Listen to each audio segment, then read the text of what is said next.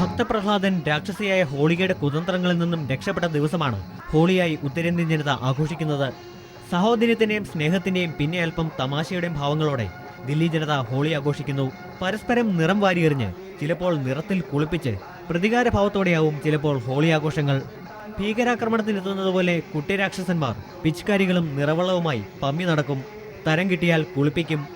Colour വള്ളം നിറച്ച ബലൂണുകൾ ബോംബുകൾ പോലെ പാറി വരും. ചിലർ ഹോളിക്ക് മാത്രം ലഭ്യമാകുന്ന ഭാഗ് എന്ന വിശിഷ്ട ലഹരി കുടിച്ച് സ്വർഗത്തിലെത്തും. പലഹാരങ്ങൾ പരസ്പരം വിതരണം ചെയ്തും പൊട്ടുകൾ തൊടിവിച്ചും സ്നേഹം പങ്കുവയ്ക്കും.